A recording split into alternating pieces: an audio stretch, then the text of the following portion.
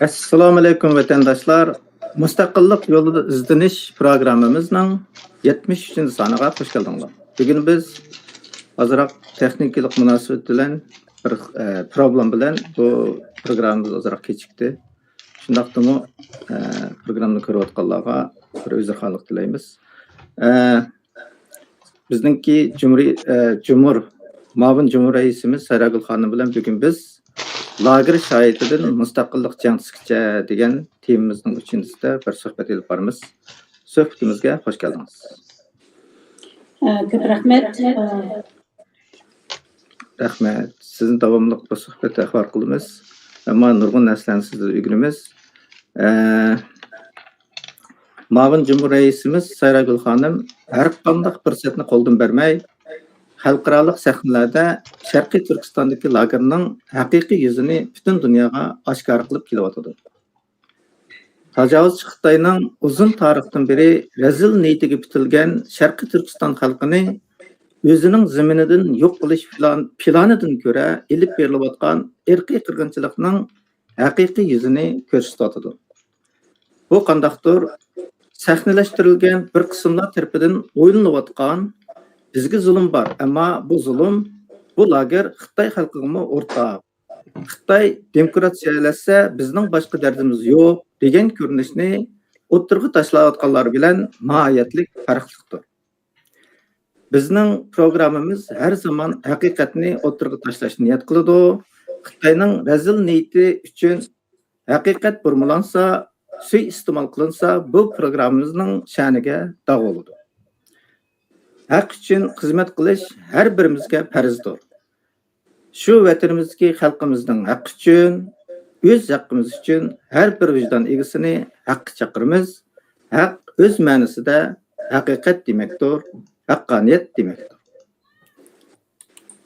Sayragul xonim, bu yangi yildan beri hamma yerda jiq faoliyatlarga qatnashib keldingiz.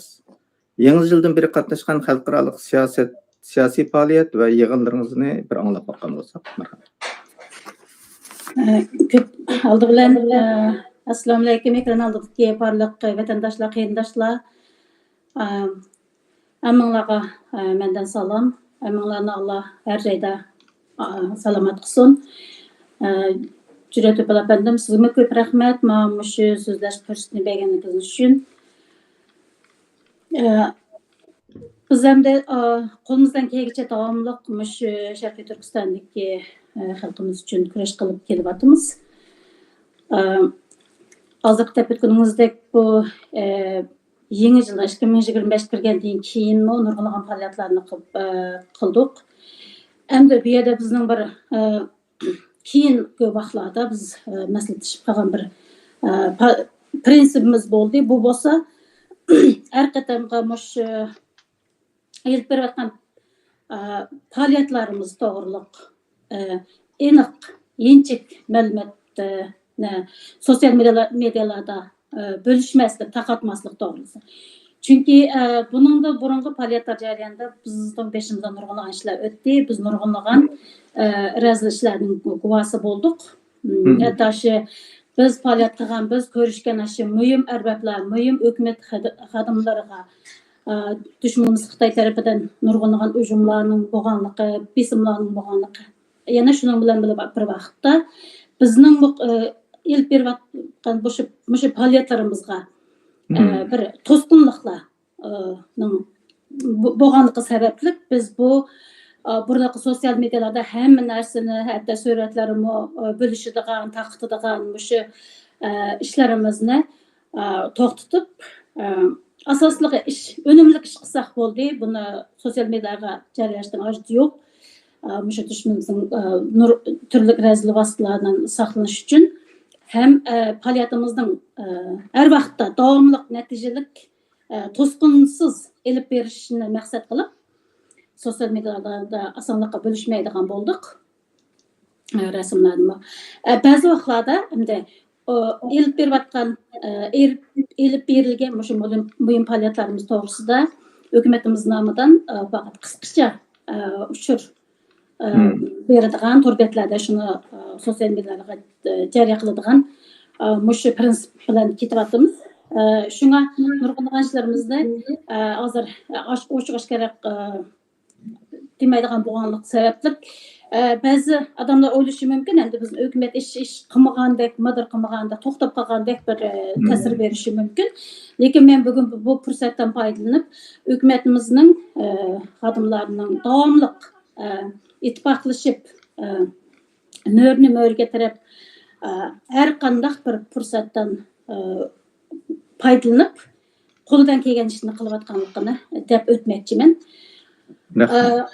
Andan 2025 kirgandan ya 2003 ayının 9'dan 16'sıga bo'lgan bir hafta aralıqda biz Yaponiyaning poytaxti Tokioda buyum faoliyatlarga taklif qilindik. Bu yerga bordik.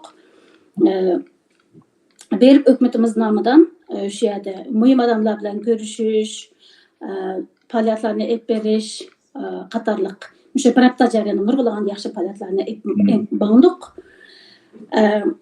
Andan uningdan keyin 4-ayning 29-kuni Norvegiyaning poytaxti Osloda muhim bir faoliyat elib berildi. Bu faoliyatga men bir 2 oy burun ishtirok qilingan, taklif qilgan edi ular. Bu faoliyatning maqsadini ko'rgandan keyin men shundaq qandaq bo'lmasa vaqt deb berishga tirishdim. Chunki bu Norvegiya bu Osloda mush qadam elib berilgan faoliyatning asosiy maqsadi Norvegiyada turadigan Norvegiya asosliq 250 tek mushlar cho'ng tipdagi shirkatlar. Bu shirkatlarning bir muhim faoliyati bo'lmoqchi bo'ldi. Bu faoliyatning maqsadi shu mushu 250 tek cho'ng tipdagi shirkatlarning Xitoy bilan savdo munosabati jarayonida ham import qilish jarayonida majburiy emgakka chetilib qolmaslikni asosiy maqsad qilgan. Mayli Sharqiy Turkiston va Xitoyning boshqa yerdagi bizning Sharqiy Turkiston xalqining majburiy emgak bilan ishlangan mahsulotlarga chetilib qolmaslik to'g'risidagi mushuni maqsad qilgan bir muhim yig'ilish bo'lganligi sababli men o'g'lim ikkimiz bordik. Endi bu faoliyatni meni suyundirgan yeri shu asosligi shu cho'ng tipdagi iri shirkatlar. Mesela bu cho'ng tipdagi shirkatlar demoqchi bo'lganim bular hukumatning siyosatiga ham boshqa darajadagi nurg'un bir qarorlarga bevosita ta'sir qiladigan kuchi bo'lganligi sababli bu faoliyat pek muhim deb qaradim. Nurg'un odamlar keldi. Hatta Norvegiyadagi kishilik huquq inson haqlari tashkilotlarining mas'ullari xodimlari keldi. Bu yig'inga nurg'un shundaqchi odam kelib qatnashdi. Ondan bular bu yerdagi yana bir muhim maqsadi mushu bir suhbat anglash yig'ini orqali masalan meni taklif qilishdagi maqsadlari bu Sharqiy Turkistonda elib berayotgan irqiy qirg'inchilik va insonga qarshi jinoyat shuning bilan birga majburiy emgakning bo'layotganligi to'g'risidagi bir guvohlik berish. Men mushu guvohlikni anglatish orqali ularga mushu irqiy qirg'inchilikning bo'layotganligini, majburiy emgakning o tunligini bo'lmagan, majburiy emgakning burundan bor ekanligini buning. Andan bu irqiy qirg'inchilikning ham davom qilayotganligini buning ammisini isbot orqali bir guvohchining og'zidan po'latdek davlat isbotlar orqali anglab, undan keyin yig'indan keyin bular Amerika va Yevropa ittifoqi chiqargan majburiy emgak to'g'riliq qonunni Norvegiyaning asosiy qonuniga kirgizishni maqsad qilgan.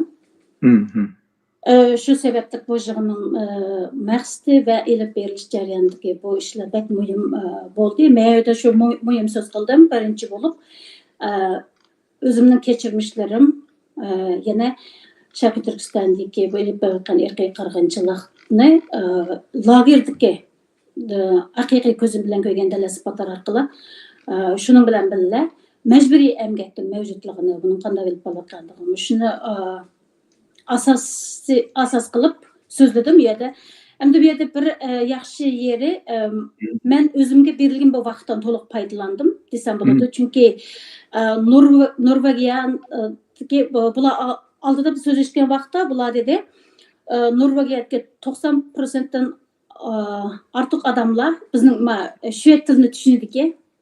Bu ikki til bir-biriga asosli yaqin bo'lib keladi. Shunga tarjimansiz, asli tarjiman bersam 6 minut beradi, men 5 minut beradi. Tarjimansiz shved tilida so'zlashishni tanladim. Shuning bilan bu 12 minut vaqtni biroq egalladim. Chunki o'sha jiqroq narsani degili bo'ladi, shu 12 minutda hamma deyishga ulgurmasammi, biroq muhim mazmunlarni anglashga tegishli bo'lgan muhim dil sifatlarni asos qilib turib anglatdim. Bu meni bir xo'shal qilgan ish bo'ldi. Shuning bilan yig'indan keyin biz nurg'unlagan shu inson aqli tashkilotlarining mas'ullari bilan ko'rishdim. Ularga o'zimning kitobimni hadya qildim. Endi bu yerga bir sizlarga menda aqtashlik kitob bordi, uni men taqib bo'lgan, hozir qamagan shu yeri bo'ldi. Endi bo'lgan bo'lsa eslatib qoldim, o'sha aqtashlik kitobni og'ash berib topshirib qilgan bo'lsam texnik unumli bo'ladi deb. Endi bundan keyingi fursatlarda mush ishni muhim bir o'zimning vazifam sifatida qarayman deb keldim. Endi oldimizda yana mushundaq nurg'unlagan muhim faoliyatlar bor. Masalan, mushu Shvetsiyaning cho'ng bir shahrida endi mushu nima xavfsizlikmi, nima sifatidan bexatarlik nuqtasidan bu to'g'riliq aniq nima bilmasammi, lekin oldimizdagi bu faoliyat shundoq bir muhim faoliyat bo'lmoqchi. Chunki bu yerda boshqalar o'zining davlatdan shu nima anglatishga nima qilgan bilan men ular ishga fursatni berdi.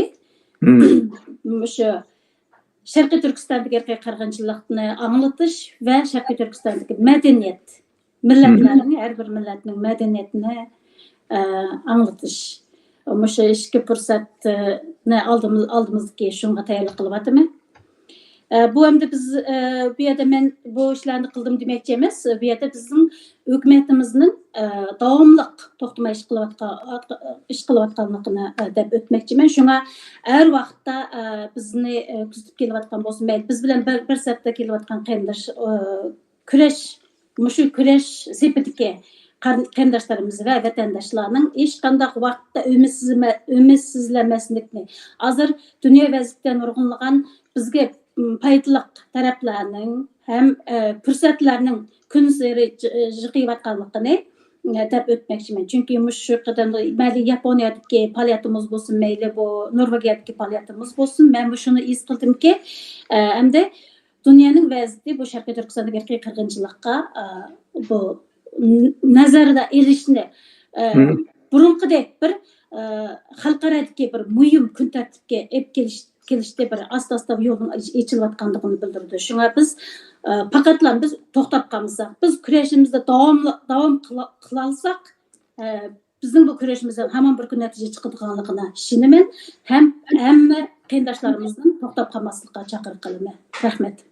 Rahmat, ko'p rahmat. Siz hukumatimizning to'xtab qolmay tirishayotganligini dedingiz.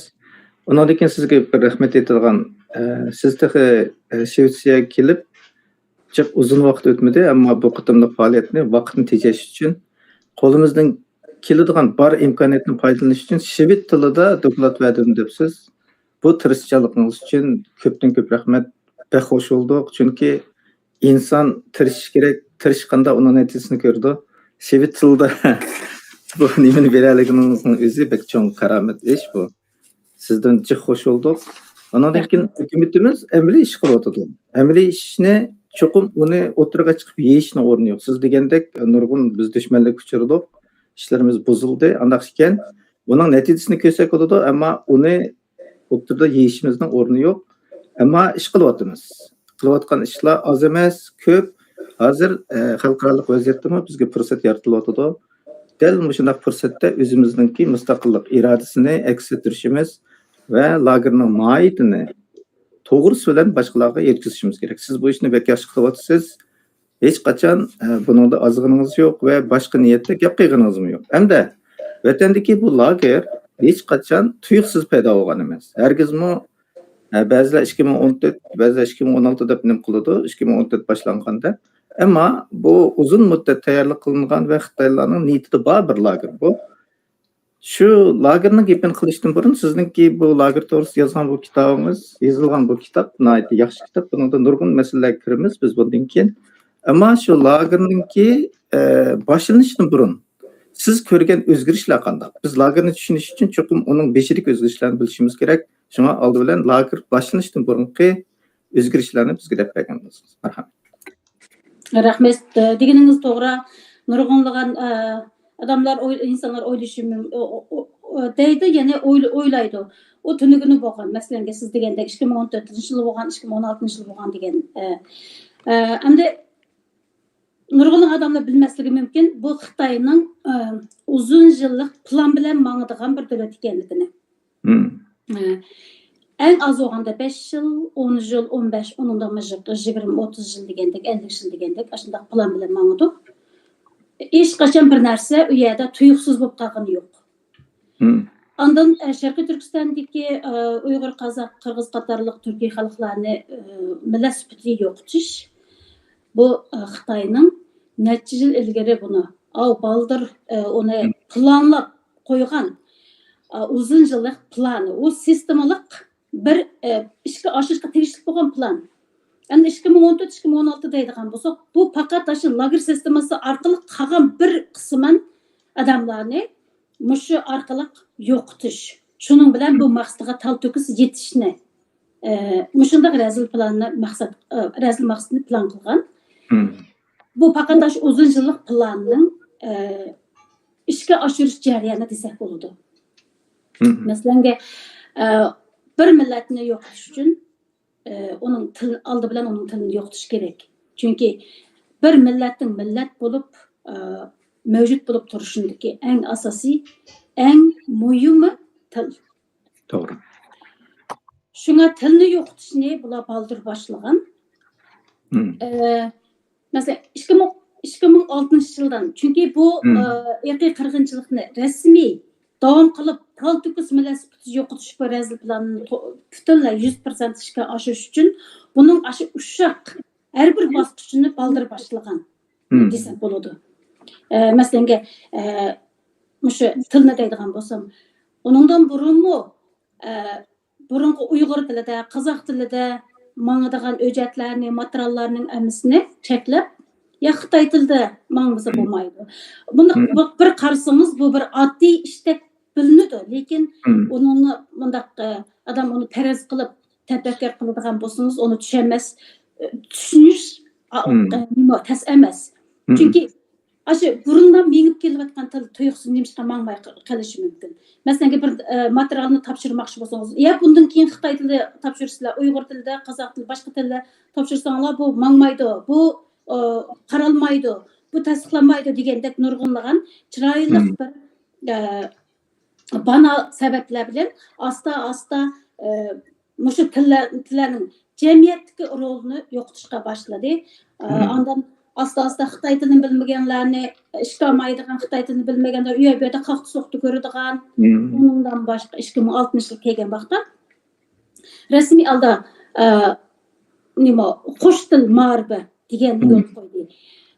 Qo'sh til ma'rifi degan yo'lga o'sha deb yo'l qo'ydi. Buni qo'sh til ma'rifi degan anglamoqqa qarasangiz, u bir masalan Xitoy tili bilan boshqa millat tilini, Qozoq tilini, bo'lmasa Uyg'ur tili, bo'lmasa Qirg'iz birli epmangdi, ikki tilni bil o'rgansa degandek bir xuddi bizga bir fursat yaratib bergandek tilni o'rganishga. Shundaq bilan bir shundaq bir e'li bilan mangdi bu. Amaliyotda bu qanday mangda desangiz, bu yerda 90% aldı bilen şu 90%, 70% Xitoy tilida, 30% boshqa millat tilida bo'ladi degandek, onundan keyin asta-asta o'zgarib 90% Xitoy tilida, 10% boshqa tilda degandek, asta-asta uning hammasi rasmiy, amaliy ishga oshirgan vaqtda qanday bo'ldi desangiz, Xitoy Uyg'ur tilidagi, Qozoq tilidagi maktablarni Xitoy maktablariga qo'shdi. Qo'shib qo'shgandan keyin hamma narsa Xitoy tilida mengishga boshladi. Qo'sh til degan o bir faqat boshqalarni ko'zini bo'yash, aldash bo'lib, amaliyotda o rasmiy bizning eng oxirgi tilni so'zlash furstimizdan ayirgan bir razil plan bo'ldi bu. 2006dan boshlab rasmiy holda Uyg'ur tili, Qozoq tili, Qirg'iz tili, boshqa tillar qo'llanishdan qoldi desak bo'ladi. Hatta bal baxçılardaki 4 yaşdan başlap bal baxçılarga mecburi alda ballarını berdigan, muşundaq tuzumlar çıqqandan keyin 4 yaşdan başlap aşı kichik ballar bal baxça bağandan keyin hech qanday o'zining tili bilan so'zlash, hech qanday o'zining tilini qo'llanish degan fursatni butunlay elvatdi. Mecburi alda Xitoy tilini o'rganishni, Xitoy tilini qabul qilishga boshladi. Kichik ballar qanday tilni o'rgansa shundaq tilga tez ketadigan. Şu bizning kelgusi ballarımızdan, kelgusi evlatlarımızdan başlap bütünlay tilda o'qishga boshladi bu. Andan nurg'unlagan razilbaslarni yo'lga qo'ydi. Masalan, bizning diniy e'tiqodimizni cheklaydigan. Masalan, bu yerda deydigan bo'lsak, davlat xizmatkorlari, o'quvchilar, andan pensiyaga chiqqan kishilar, xizmatkorlar, mushlarning hammasini meshitga berishga bo'lmaydi, meshitga berish cheklanadi, andan dinga e'tiqod qilishga bo'lmaydi, namozga berishga bo'lmaydi degan siyaqti nurg'unlagan vositalardan foydalanish orqali asta-asta bizning dinimizni, e'tiqodimizni o'qitishni yo'lga qo'ydi. Shunday qilib Muşu uşaq nəsillərdən. Andan birtə asta-asta qanday oldu desəniz biz mədəniyyətimizni boşundaq. Məsələn, mədəniyyətimizni ochiq aşkara namoyon qiladigan bizning milliy kiyimlarimizni, milliy urf odatlarimizni ochiq aşkara namoyon qiladigan narsalarni cheklashga boshladi. Mana shunday qilib hamma narsani oldin butunlay boshlab yo'qitib tayyorlab qilib qo'ygandan keyin endi bizning millatning sarxilllarini yo'qitish kerak bo'ldi. Millatning sarxillarını yo'qotgandan keyin qolganlari ularning qanday qolgan narsa oson bo'ladiganligini, bular oldin planlaganligi sababli mushu lager sistemasini yo'lga qo'ydi. Lager sistemasini yo'lga qo'yish orqali millatning sarxillarini yo'qotish planini ishga oshirdi desak bo'ladi. Rahmat. Bu Xitoylarning plani birdan bo'ladi. Oldi bilan bular qancha qolmay jon elashdan iborat o'zininki ilgarlik sistemasini qiladi. Agar uni bak oshkora qilib etsa, haq bilgandan keyin buni qarshilik qildi deb, masalan, qo'sh tillik ma'rif desak, qo'sh tillik degandikilar bu yerda bir fursat berganlik ish bor. Kim deganda Xitoycha qilib etmadi-ku degan bir o'zimizga tasalli topadigan bir gap bo'ldi. Amaliyotda Xitoyda deyilgan gap bilan amaliyot boshqa bo'ldi. Xuddi siz degandek dastlabki 70% Xitoycha, 30% o'zining tili deganda qilgan bilan keyin 90%, 10%, undan keyin butunlay o'zining qilib etdi deganingizdek, Xitoyda amaliyotda hamma narsa o'yan shakl. U qo'sh til ma'rifi degani qo'sh til emas. Amaliyotda butunlay Xitoycha zo'rlash. Sening bizning tilimizni tatib olish. Sizning kitobingizda amaliyotda yozgan bir hikoyalaringiz bor, kichik bolalarningki Mush kitabımızda yesliydi qanchalik darajada qiynalganini, ularga qanchalik ro'yi besim, psixikalik besimning bo'lganini, psixikasida o'zgarish bo'lganini kichik bolalarning, yeslidagi bolalarning. Chunki u yeslidagi ma'lumlar, Xitoy ma'lumlar. Ular bolalarga qat'iy o'zining tilini qiyg'izmaydigan bir xil besim ishlatadi. Uyda o'zining ota-onasi bilan, o'zining onasi bilan ona tilida so'zlashib, yesliga kirgan bolalar Xitoylarning kamsitilishiga, o'z tili tufayli kamsitilishiga uchragan bir hikoyangizni ko'rdik buningda. Demak, yumron qalblarni tug'ilgan yosh vaqt, kichik vaqtidan boshlablar bayron qilishga boshlagan. Masalan, 2006dan boshlab tilni tatib oldi desak, hozirgacha 20 yil bo'ldi. 20 yilda yetishib chiqqan bizning millatning odamlari nima bo'ladi degan o'ylasa bo'ldi. Uning ro'yitini tatib oldi Xitoylar. Bu o'yinni bunda boshlagan. Şuna o lager degan chaqda, oy lagerni qildi deblam, lagerning burunqilarning hammasi chapan yepib, siyosati yaxshi edi Xitoyning asli, biz bek yaxshi o'tayotgan to'q, tuyuqsiz bu siyosat buzilib ketib qoldi degan, agar shundaq bir ko'rinishni haqqa yetkazsak, o chaqda bizning yetkazganimiz xato bo'ldi. Siz bek to'g'ri yaxshi chin gap qilib berdingiz. Ko'p rahmat. Endi lager desek, lager bu bir cho'ng tema. Bizga o'xshash tarix o'rganmaydigan va tarixni yozmaydigan, saqlamaydigan millat uchun bu bek cho'ng tema. Saqlab qolmasak bo'lmaydigan, boshqasi qolib qolsa-mu lager cho'qim saqlanib qolish kerak. Siz lager şahidi bo'lishingiz bilan lagerda ko'rgan bilganlaringizni hammamizga to'g'ri yetkazdingiz, ham yetkazishingiz kerak deb o'ylaymiz. Endi lager degan bu tema Xitoylar tarafdan har xil suyuqlantirib, har xil shaklda o'ynalib, xalqlarga boshqacha shaklda ko'rsatilyapti. Endi siz ko'rgan lager qanday lager? Bu endi bek muhim tema deganingiz to'g'ri. Bu deb o'tasak tugamaydi bu lager sistemasi. Endi men ko'rgan lager u yerda Qozoq, Uyg'ur, Qirg'iz qatorliq yerlik shu yerning egisi bo'lgan yerlik insonlar, Turkiya xalqlar. Mushular qamalgan lager u yerda. Men u yerda bir mushadan boshqa bir millatni, bir Xitoyni butunganini ko'rmagan. Endi lager to'g'riliq har odam har xil so'zlaydi, lekin bizda bir gap bor. Ming anglagandan bir ko'rgan ortiqdir. To'g'ri. Ko'z bilan ko'rgan bilan anglagan o ishki boshqa.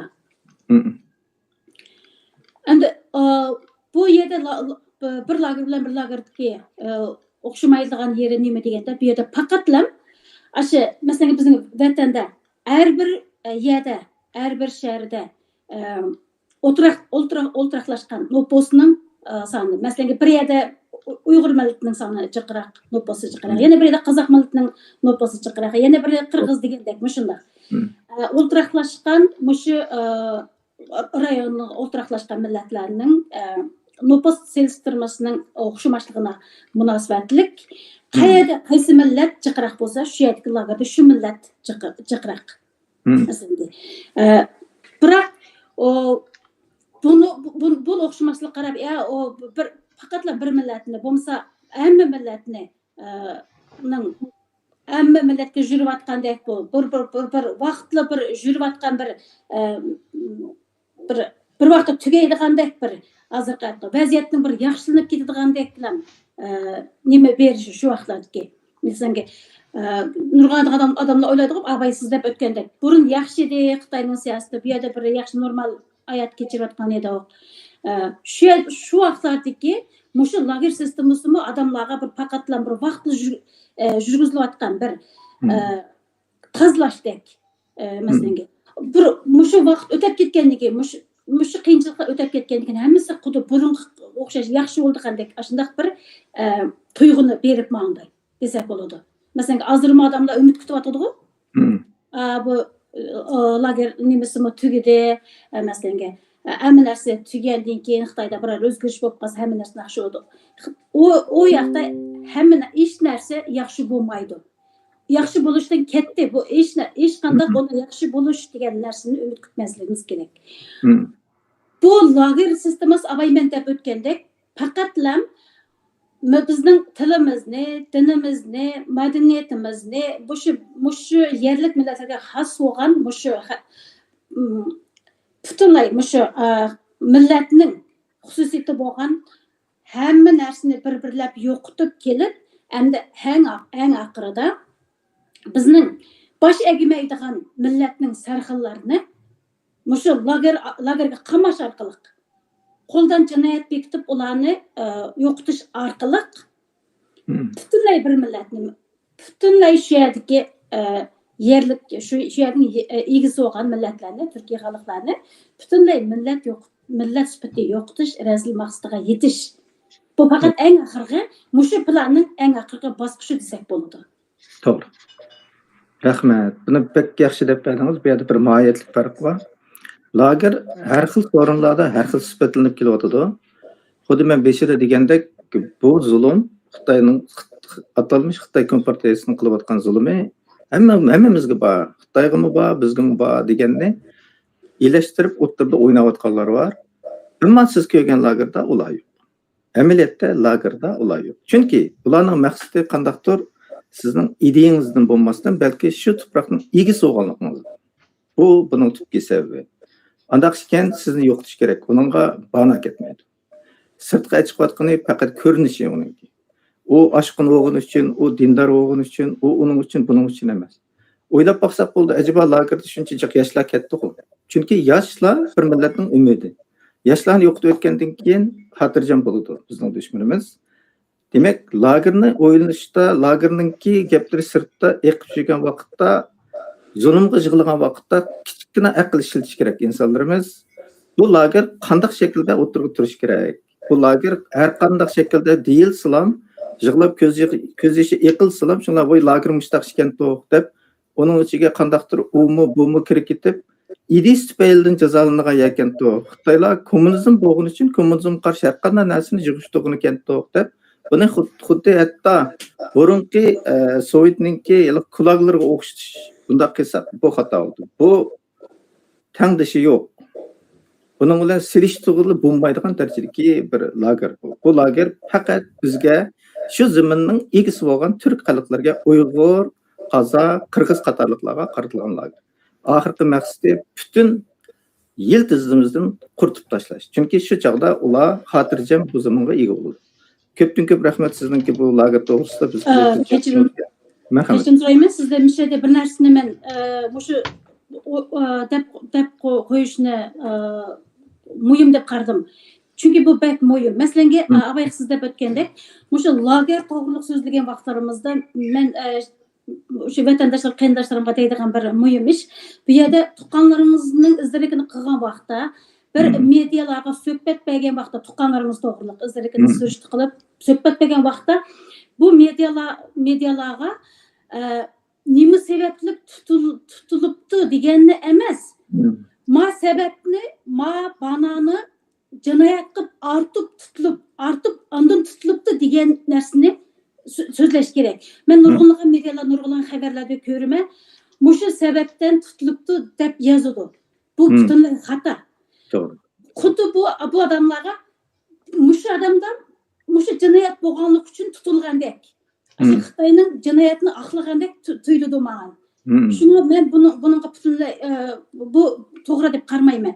Shunga suhbat bergan vaqtda tuqqanlarning nima sababdan tutilibdi sening tuqqaning deganni emas, boshqalarmi uni so'ragan vaqtda qaysi banani, qaysi jinoyatni chaplatdi deb so'rash kerak. To'g'ri. Chunki uning hammasi bu jinoyatning hammasi qo'ldan yasalgan. Butunlay Aşı adamga qaysi jinoyat to'g'ri, qaysi jinoyatni chaplasa shu odamga tushudi masalan millatchil, masalan boshqa davlatga borgan, unda qil, bunda qil degandek.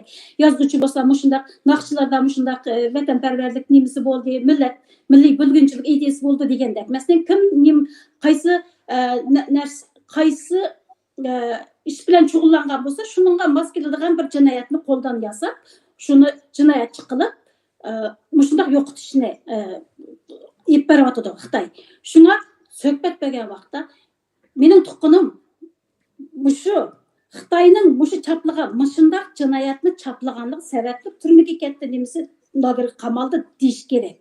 Bu tarafdan yozgan vaqtimda shunday yozish kerak deb nurg'unlagan men jurnalistlar bilan so'zlashgan vaqtda, yo'q sizlar mushu sababdan qamaldi emas, mushu jinoyatni sabab qilib qamabdi deyishinglar kerak.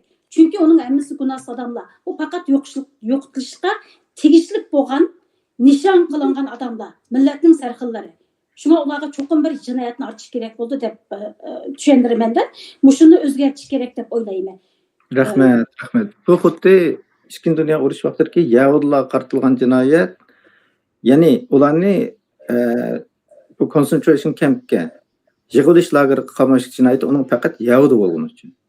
Bizningmi o'xshash. Bizning faqat shu zaminning egisi bo'lganimiz uchun. Bu tarafga xuddi siz degandek aniq bo'lmasa, bu boshqa tarafga suyuqlanib ketadi. Unda sizcha bir demokratlashgan Xitoy davlati bizning kishilik izzat hurmatimiz va kishilik huquqimizning kapolati bo'la olamdi? Men yo'q deb javob berma. 100% bu bo'lmaydigan ish. Hatto biz bir xiyol qilib, masalan, Xitoy bir demokratik davlatga aylanib ketdi, oldimizdagi necha yildan aylanib ketdi deb misol qilaylik. bir demokratlikka aylanib ketsimi, o biz boshqa millat emaslarga bizga o'xshash, ashadagi Uyg'ur, Qozoq, Qirg'iz, O'zbek qatorliq shu yerga yerning Sharqiy Turkiston egisi bo'lgan Türkiye xalqlarga hech qanday izzat, hurmat qilmaydi, ham qilamaydi. Chunki u o'zi bo'lmagan millatlarning hammasini yo'qotishni maqsad qilib kelayotgan bir shunday bir kommunistik partiyaning maqsadi shu. Bu zamonning egisi bo'lgan xalqni yo'qotish uchun ati u bir demokratlikka aylanib ketsimi, o hech qanday bizning izzat hurmatimizga ham bizning huquqlarimizni, bir insoniyatga o'ziga xos bo'lgan huquqlarimizni qaytarib beradi degan narsa u faqat tush, u faqat xiyol desak bo'ladi. Ham yana bir narsani deb qo'ymoqchiman. Xitoy davlati hech qachon demokrat davlat bo'lmaydi, ham bo'lamaydi. Chunki u mingijush taktikasi orqali mushu diktatorlik sistema orqali aşı jiq odamni shu orqali boshqarib, shu orqali aşı yolg'onchi, o'zining yolg'onchi yuzi bilan aşı xalqni sho'rib, shu xalqni bostirib, xalqaning qilib kelayotgan bir davlat, demokrat davlat bo'lamaydi, ham demokrat sistemani ilib manamaydi, o'tishmaydi u yerga. Shunga atuglikka bu yerda yana shu tipimga qaytib kelsam, u yerda hech qanday narsa yaxshi bo'lmaydi, ham bo'lamaydi. Shunga hech narsani biz yaxshi bo'ladi deb kutmasligimiz kerak bu yerda. Faqat bizning birdan bir qutuladigan yerimiz, birdan bir o'zimizning inson sifatida, bir odam sifatida o'zimizning huquqlarimizni qo'lga elib, bir erkin demokratiyalik adam sifatida yashashdagi birdan bir yo'limiz faqatla mustaqillik edish. Uningdan boshqa bizda hech qanday bir yo'l yo'q. Shunga bu kurash jarayon bir qiyin, haqiqatni topmoq tez, lekin bu yerda biz faqatla kurashimizni to'xtatmasak, bizning bu kurashimizdan hamon bir kuni natija chiqadi. Chunki bu dunyo mushundoq bo'lib turmaydi. Bu dunyo o'zgaradi. O'zgaradigan vaqtmi keldi. O'mi qiladiganini qildi, bostirdi, hamma jinoyatni qildi, hozirgacha javob bermasimi, lekin qilgan etgan bu oyatdagi hamma jinoyatlarga hamon bir kun javob beradigan vaqt bo'ladi. Dunyo bir aylanib, bizga bu shunday bir fursatlar keladi. Eng oxirida deydiganim, mayli Xitoy qanchalik ilmiy va qanchalik razilib tashviqotni kuchaytirib hozircha qilyotdi, jinoyatni yapmoqchi bo'lsa-mu, yapamaydi. Yapamaydigan nima? Haqiqat hamon haqiqat. Haqiqatni hech kim o'zgartirmaydi. Yana bir narsa, agar haqiqatni pul bilan o'zgartgili, yolg'on tashviq bilan o'zgartgili bo'ladigan bo'lsa, bu dunyo bunday bo'lib turmas edi. Yana bir narsa, Amerika boshlig'idagi nurg'ulg'an g'arb davlatlari bu Xitoyning qilayotganligini, Sharqiy Turkiston xalqini yurgizayotganligini, insonga qarshi irqiy qirg'inchilik bir jinoyat ekanligini oldinburun e'tirof qilib bo'lgan. Shunga bu e'tirof qilingan aqaniyatni hech kim o'zgartirmaydi. Shunga biz Xitoyning ta'tir tashviqotlariga radiya berishni, vaqtida radiya berishni unutib qolmasligimiz kerak, ham hech qachon umidsizlanmasligimiz kerak. Hamon bir kuni bizning bu kurashimizning cho'qim natija chiqaradiganiga ishonishimiz kerak. Millat uchun, millatning erkinlik uchun kurash qilishdan ulug' bir kurash yo'li yo'q. Rahmat. Pek yaxshi deb berdingiz, to'liq tushunishlikni qilib berdingiz. Common sense deb bir gap bor inglizchada. Aqlli xulosa bu. Aqlli hukm deymiz biz. Buningda butun insoniyatda bir xil o'rtaq bir qarash bor. Demokrat bo'lsa, kishilik huquq kafolatga ega bo'lsa, insonlarning xohlaydigani shu, bo'ldi-ku, tinchlik bo'lishi kerak deb. Ammo siz degandek Xitoyda demokratlashish amalga oshmaydi. Amalga oshgan taqdirda bizning demokratlashishimiz bizga shu huquqni berishi u texmo mumkin emas. Chunki Xitoy o'zidan farqlilikning har qandigini yo'qotadi. Onunğa ishonmaydi, onundan ansiraydi. Bu tarixdan necha ming yil tarixda kim mushunda bo'lib kelgan. Onundan keyin kommunist degan bu gap Xitoyning hozirgi markasi. Uning ichida yana Xitoy bor. U kommunist bo'lmagan vaqtdami, uning qalbi o'zgarmaydi. Buni biz bilmasak, biz boshqalarga boshqa tushan desak, bizning qilayotgan ko'rishimiz qandaqdir o'zimizning kishilik huquqimiz boshqalarga o'xshash bo'lish desak, dunyodagi bu siyosiy arboblar boshqalarni ko'rib, boshqalar ishda bo'ladi, bular nima bo'lmaydi deb Xitoy bilan bizni bir Junxo Minzu degan kategoriyada o'ylasa, bizning ishimiz suvga chilashgan bo'ldi. Garchi biz da'vo qilayotgandek, dardimizni anglatayotgandek, yig'layotgandek qiyinimiz bilan ba'zilar sanlarda ashunda yurgandek tug'un bilan natijasi bizga yaxshi bo'lmaydi. O'zimiz davosini o'zimiz qo'llashimiz kerak. Undan keyin siz degan bir haqiqatan egiludi sunmaydi. Bu hamon o'tirg'i chiqadi. Ammo bunaqa o'zimiz tirishchanlik ko'rsatmasak, masalan bu lagerninki bütün detallarini, hamma narsalarni biz saqlamasak, biz uni to'g'risi bilan yetkazmasak, lager hozir o'tirda turayotgan mayli Xitoycha, mayli inglizcha, mayli uyg'urcha bo'lgan dokumentlarda, hujjatlarda u boshqacha tasvirlangan. Shunga biz uningga qarata kuch ajratmasak va uni biz o'tirda tutib turmasak bo'lmaydi. Bu bizning tarixga beradigan javobgarligimiz. Chunki tarix ashta saqlanadi. Tarix hargizmi biz deb qo'ygandan keyin aslida shunday bo'lgan edi. Lagerda siz boy degandek mushta ishlar bo'lgan deganimiz bilan bu ketib qoladi. Bu yerda bir hujjat deb bir narsa bor. Buni xuddi sizning kitoblaringizga o'xshash va boshqa shaklda aniqlab chiqishimiz va saqlashimiz kerak. Chunki buningga Xitoylar qo'lini tiqib bo'ldi.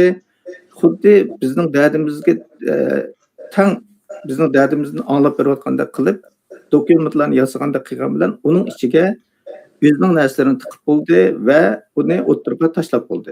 Bu nuqtaga diqqat qilayotganlarni ayt oz lager debdi, lagerniki dardini anglitibdi deslar. Voy lagerni gapini qilganligini deb bizning ahmoq Uyg'urlarimiz, qozoqlarimiz Sharqi Turkistonning egilari nayt hayajonlanib, lager uchun so'zlaganlarning hammasini qahramon qilib, beshi qilib ko'tirib, oxirida Xitoyning diplomasini o'ynab, o'zimizningki taqdiriga o'zimiz ketmaychib qarab o'tiribmiz. Bugungi suhbatga ajratgan vaqtingiz uchun ko'p rahmat. Bundan keyin biz yana sizning bu kitobingizniki inchikalik to'g'riliq yana suhbat olib boramiz. Undan keyin yana Aqtashlik kitobini sizda suhbatimizni davomlashtiramiz. Vaqt munosabati bilan bugungi suhbatimiz mushakil bo'ldi. Bugungi suhbatga ajratgan vaqtingiz uchun Sayrigul Saud xonim ko'p rahmat. Sizga ko'p rahmat.